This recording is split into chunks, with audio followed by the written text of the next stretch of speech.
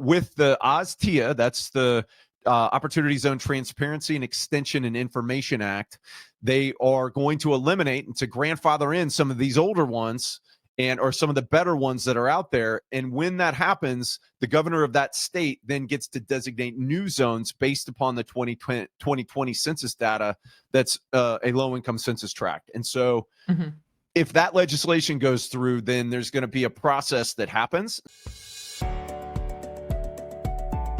Welcome to Biz Help for You, the show that saves you the expensive learning curve by providing advice from industry experts in every facet of the entrepreneurial journey. Too many small businesses collapse. According to the U.S. Census Bureau, 20% fail within their first year, and less than 35% make it to their 10th anniversary. The goal of this podcast is to change that statistic. So if you're interested in learning more to be a successful entrepreneur, tune in today. Let me tell you a little bit about my guest today.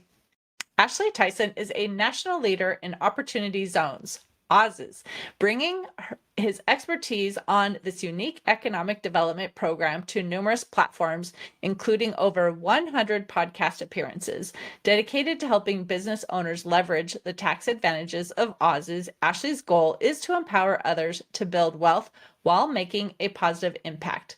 With a background as a public speaker and media figure, he captivates audiences by breaking down complex Oz concepts into actionable insights. You can gain invaluable insights from Ashley on how to harness opportunity zones to unlock substantial tax savings and create sustainable growth in your investments, particularly by understanding how Oz's can set you apart in a competitive market.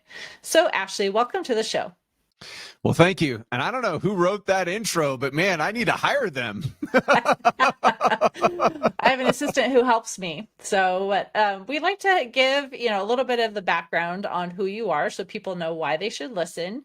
But I also love to ask, my first question is always kind of tell me a little bit more about how you got into what you're doing. So I would love to know what led you to become a leader in this opportunity zone arena, and how has that approach shaped your helping others to build their wealth? Well, God bless the broken road that got me here today, right? And I think that so many of us can identify with that. Is that so I started out in big law, and after it had sufficiently sucked my soul for 5 years, I was like, man, I got to get out of this big law firm. And so I went to a small firm, and when I did, I actually opened up a consulting company called Soterian that was specifically a social impact investment vehicle. And I started buying houses. My first house I bought from this lady who she had to go into a nursing home, and so there was a guy that had to liquidate her assets in order to allow her to go into the nursing home. And she had an adult child that had kind of he had probably like a fifth grade intellect, and he was living in the house, and it was his home. Literally, he had grown up in it. And so I bought the house, and I said, listen, and I worked with his church. I was like, I want him to be able to stay in this house, so I'll rent it back to him at my cost, and he can stay there as long as he wants. And he was awesome. So we'd bring him by Christmas presents and stuff like that, and kind of adopted him relative to just like my family and getting involved in that kind of thing. And that gave me that first taste of kind of social impact investing. Unfortunately, he ended up passing away. And so I didn't want to mess with trying to re-tenant the place. And so I ultimately sold it, and I made great money when I sold it. And along the way was able to do some good. And so that kind of gave me my first bump of, right, what it like that unbelievable return on capital associated with purpose-driven investment. So I play it forward from there. I ended up going in-house with a commercial real estate developer and tenant in common syndicator. And so we helped 1031 investors go into kind of commercial grade properties. And I built a bunch of different commercial real estate stuff. Well, when the commercial real estate crisis happened, the TIC business basically went away. So I went back to practicing law, built up an M&A practice, and we developed this software program where we're able to take Wall Street level documents and bring them to Main Street America. And I ultimately, because we did that so that we could make sure that folks had this kind of exit planning deal. I think we closed over 1,000 different M&A deals while I was doing that third-party counsel work. And so as I was doing that, I saw all these business owners leaving money on the table. And so I said, listen, I want to get into the business of helping business owners mitigate taxes and really come up with succession planning and do that succession planning in order to lay the foundation for impact in the next generation so that they can carry those values that they had in their business forward into the subsequent generations. I grew up in a family that had this unbelievable heavy highway company. And that was 3 generations ahead of me. By the time it got to me, there was literally $0 left. And the whole thing, all I had left were stories. And so I kind of took that story and was like, hey, listen, how can you make it so that this not a story and it's real impact that you can leave on the subsequent generations? And as I did that, I sold that M&A practice. And I was in a CLE and I heard about this guy talking about opportunity zones. And I ran him down in the hall afterwards and I was like, hey, man, hold on a second. I was like, that sounds like 1031 and private equity got married. And he's like, and it had a beautiful baby named Opportunity Zones. And I was like, holy cow. I was like, let's try this out because that's like perfect alignment of what I thought was like this really kind of disconnected past.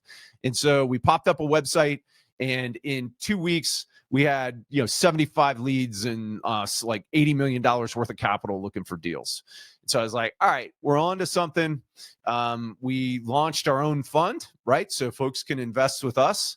And then we went about the business of trying to become the kind of go-to resource. So we took that software program that I developed for M&A and we repurposed it for opportunity zones so that we could bring that Wall Street level of documentation to Main Street America to put what I think is the most powerful, economic tax incentive ever legislatively created into the hands of the Main Street entrepreneurs who are the backbone of America's economy. And so we've done that. We've created over 1,000 opportunity zone entities. I think that we're probably the leading, opportunity zone fund creator in the United States, I guess in the world, because I don't think anybody else does them outside of the US. And it's been a great ride. It's been fun helping people to save money on taxes. But in so doing, by very definition, you're having purpose and impact because you're investing into these areas that have been underinvested in. And so that's been the greatest kind of reward and benefit of what I do is that I get to help people create their impact story and execute it, save money, and create generational wealth. It's a trifecta. Nice. So someone who listened to all of that too might be like, well, this sounds really interesting. He's talking about having purpose and there's investing and, helping in your area or things like that too, but they might still be confused on what exactly an opportunity zone is. So can you explain really what that is? Yeah, and the biggest one that I get recently is like, oh man, I thought that program expired. It is in effect, and it stays in effect till 2026. And with Trump getting reelected, we think that we're probably going to get an extension on it and potentially make it permanent. But and so opportunity zones were created by the Tax Cut and Jobs Act of 2017, which was a Trump level tax cut or a Trump era, his first era tax cut that had all kinds of different provisions in it. It was like, I don't know, 1,000 pages of tax code. And inside of it had 3 pages where it created opportunity zones. And basically, if you have a capital gain, you can take that capital gain and you can invest it into a qualified opportunity fund. And when people heard about that, they're like, oh, well, that's like, big fund management type stuff. Well, no, qualified opportunity fund can be as simple as an LLC taxed as a partnership that you set up, that you own, that you control, that you set up the bank account. So you take your money from the capital gain, you put it into that QOF bank account. You then get to defer that tax until 2026. Now, you ultimately will have to pay that tax, but deferral is powerful. And, you get to invest that money into an opportunity zone. You get to get the benefits of investing that money, right? Like the ability to be able to take depreciation, the ability to be able to put that money to work. And then when you pay the taxes in 2026, now you get to hold your investment, and you have to hold it for 10 years. And that's your investment in your fund, not the actual assets. And when that fund investment turns 10 years old, everything that the fund owns now is eligible for a step up in basis to fair market value when you sell it. And a step up in basis to fair market value for your wise, savvy, tax savvy clients out there, understand that not only eliminates capital gains, but it will also eliminate depreciation recapture. There is no other program that does that. And so it allows you to defer your taxes going in, then to be able to invest in something that can reduce your taxes when you pay them via depreciation and some other strategies that we can use. We can put it into solar. We can do some other stuff with it. And then what your new investment is grows tax-free. And then you get to use the elements of depreciation and other stuff along the way, and you don't ever have to recapture it or pay it back. Mm-hmm. So I understand what you're saying. You have this fund and you've, invested in something, but how do you know where you can actually invest? Like, where is that opportunity zone area? Because I know it's probably not going to be just anywhere, right? Yep. So do you want to touch on how do they know what an opportunity zone really is, where they would need to invest? Yeah, absolutely. So inside of the Tax Cut and Jobs Act, when they created that, and I got to hand it to them, in 3 pages, they were able to not only get the attention of private capital, but get it off the sideline and then make it patient. And they did it very efficiently. And one of the ways they did that is that they allowed the governors of every state to designate up to 25% of their low-income census tracts as the OZs. And so there were 8,743 of them designated, and it's in all 50 states and the territories. As a matter of fact, pretty much 98% of the island of Puerto Rico is an opportunity zone. And so each state has these zones. And if you want to find out where they are, you can go to ozpros.com/map, and you can see a map of the United States. Anything in blue is an opportunity zone. And then you can search specific addresses or counties or areas or regions in order to find the closest OZ to you. The reason why they designated these is because they wanted to attract investment into these low-income census tracts. And kind of to your point, a lot of times people think that, just because it's an OZ, that it's, it's kind of down and out. So I made this point with my wife this last weekend. We were driving back from the mountains, and I said, I'm going to drive you by an opportunity zone. I think it's one of the best in the country. And it's literally lakefront property in South Carolina. And the reason why it got designated as an OZ was because it's based off the 2010 census on whether it's a low-income census tract. Back in 2010, this area had a lot of kind of lower income folks kind of back off the lake because the lakefront development hadn't occurred then. And so as a result, all of that lakefront is now opportunity zone. And there's some other places like that. Now, there's legislation that's pending and that could go into effect that will grandfather in zones like that.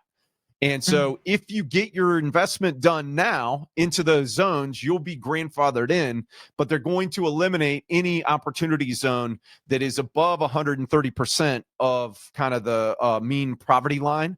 And so these zones that were that way back in 2010, but that aren't now, are going to go away in the future. They're still available right now. So that's all the more reason why you ought to pick up the phone, get a hold of us, have us create your fund. We can start getting you aged. We can get you into all of the zones that are available right now, so that way you're grandfathered in and you're rocking based off of 2010 data as opposed to 2020. So I would love to know, like, when do they maybe add new zones in, or was this just set based on, when this law passed and it expires in 2026, unless it's extended and there really are no changes to those locations? Yeah, people ask me that all the time. Hey, how do I go about getting this place designated a zone? Because it's got, it's got to be an opportunity zone. And unfortunately, they were set back in 2018. And so there's not a way currently to be able to get another area, another census tract designated. But with the OZTIA, that's the Opportunity Zone Transparency and Extension and Information Act, they are going to eliminate and to grandfather in some of these older ones and or some of the better ones that are out there. And when that happens, the governor of that state then gets to designate new zones based upon the 2020 census data that's a low-income census tract. And so if that legislation goes through, then there's going to be a process that happens. And so part of that is that people need to be communicating with their departments of commerce, because that's typically who handles that, the selection process, and just walking through with them and say, hey, listen, what's going to be your criteria for making these designations? Right. So do any natural disasters ever impact that too? Because obviously that can change what income levels are. But, I'm in an area that was devastated by Helene, too, right around me. I'm, in northeastern Tennessee. So, Western North Carolina, even our town, had a lot of damage. Do they ever look at that because that could impact it? Or is it just basically census data? Yeah, so they tried, and there's been a couple of legislative attempts to try and get it to where different disaster areas are now moved to be opportunity zones. Unfortunately, there wasn't legislation and there wasn't a process created in the original legislation for that. Now, when Puerto Rico got decimated by Maria, they got special dispensation to make all of their low-income census tracts opportunity zones. That's the reason why 98% of the island is an OZ. Unfortunately, there's not been an ability to be able to get legislation like that through since then. And so I don't know. I think that there's a significant likelihood that we could see that happen with the way that the legislature is currently set up.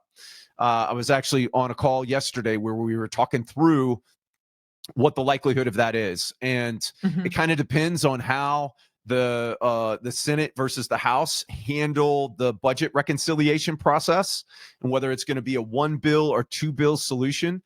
We're getting into the weeds and how a bill becomes a law kind of thing right now. Right. But that's going to drive whether or not we see some of these disaster areas get designated.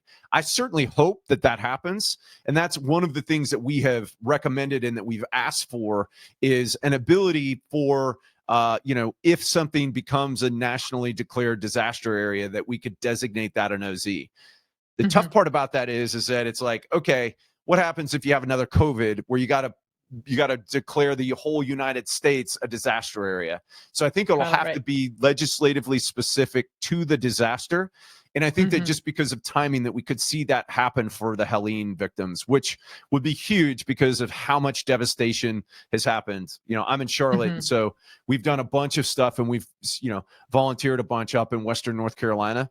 And those areas definitely need it, and they're going to need it for a significant period to come too. So, right. Yeah. I just thought with the opportunity for people to invest and make improvements there too, that would definitely help if that were possible. So that was a question, but I would love to flip it over to the other side of it. Then those who are thinking of investing, is there a certain eligibility requirement?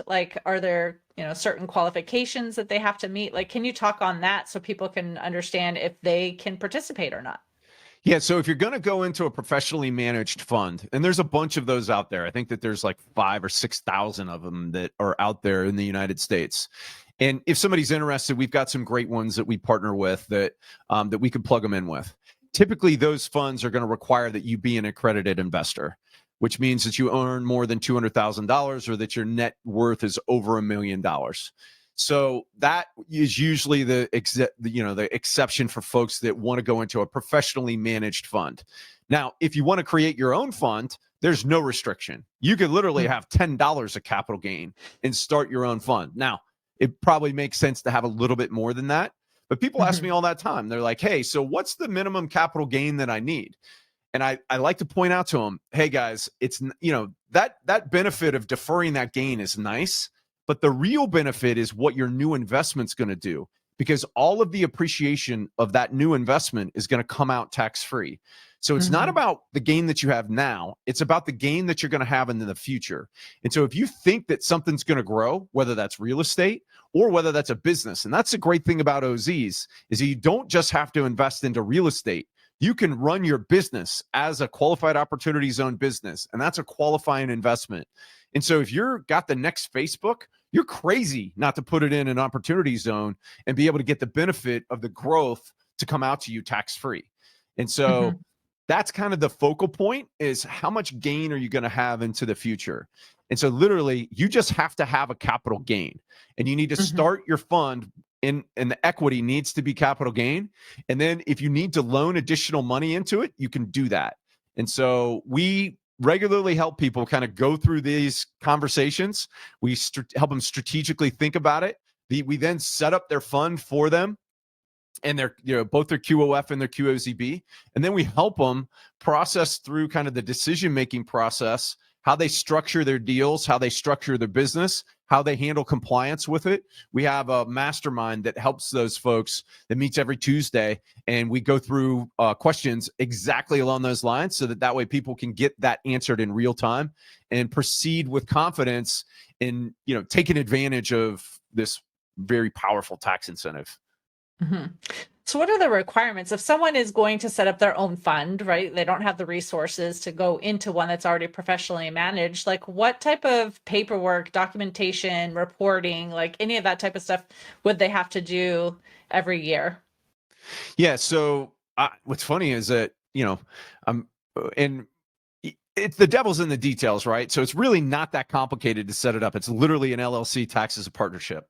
Now, the documentation of the governing docs need to have opportunity zone language in them. So that needs to happen.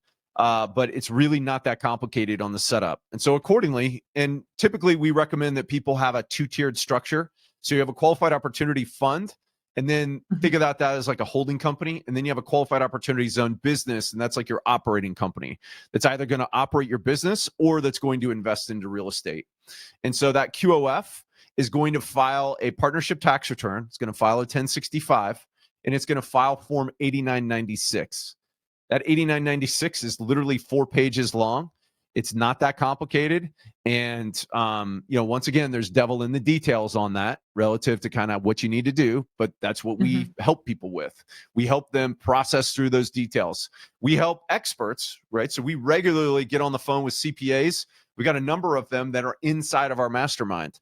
We help them make sure that they're helping their clients to go through and to do this correctly as well.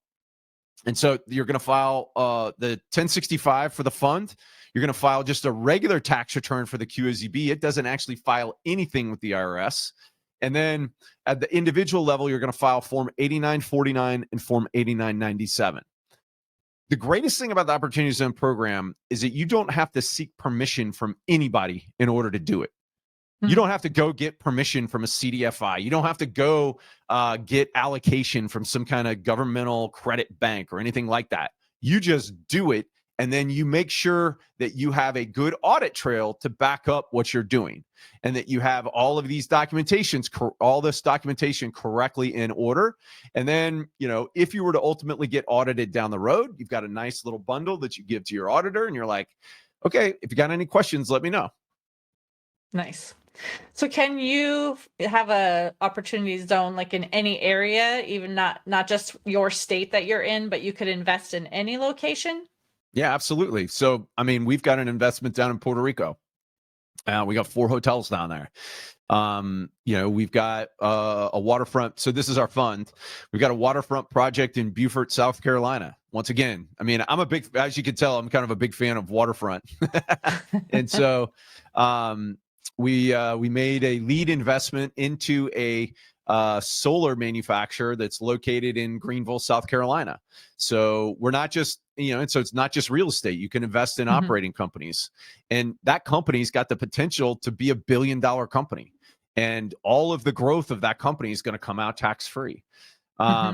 We've got a boat and RV storage facility down in Port St. Joe, Florida. And one of the other great things about OZs is that not only can you invest in any one, but you can also combine tax incentive programs.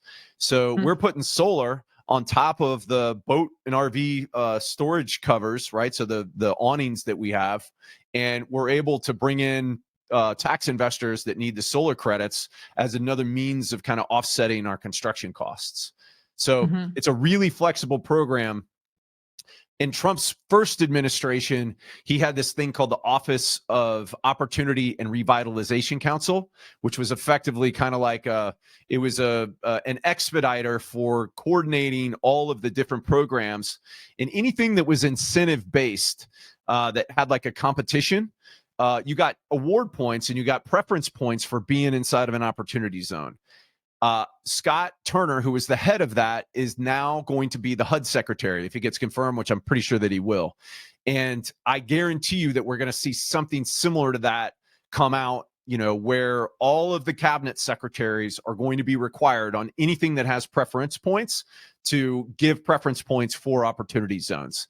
So that's kind of another element of why they're important and why they're going to become really important again, with the Trump administration taking over on January 20th. Mm-hmm. So when you talked about the real estate that you have too, there's different, you've talked about hotels, or you talked, about just different types of buildings or things like that too. So does it matter if it's like a sole home for somebody, or apartment complex, or like a commercial, warehouse or something? Does it matter Nope. Or is it, as long as you're in the zone, you're as fine? long as you're in the zone, you're good to go. Now, it does have to be a commercial asset. So it's got to be a trade or business. So somebody, and so this is the thing that we regularly run into, is that somebody's like, oh, I want to build a vacation home. And you're like, tap the brakes, right? We got to go into the personal use analysis. So you can't use it more than 14 days yourself, and you got to comply with all of those issues. We fairly regularly help people navigate through that. So, I've got a college age son. And so one of the things that I've got him working on is trying to find a property down in almost every university in the United States has an opportunity zone, either directly contiguous to it or where the university, like in the university property itself, has OZs. And his school has one of those. And so I'm like, hey, listen, man, cruise that zone and see if anything pops up. Because I'd love to get an Airbnb going down there. We can use it when we come to stay, when we come to see you. And then I'm going to continue to pay you, right? Continue to keep you on payroll, which I'm sure that all of your clients on here know about that, little fantastic gimme that the IRS gives you. And then I'm going to have you manage that, keep you on payroll to manage it.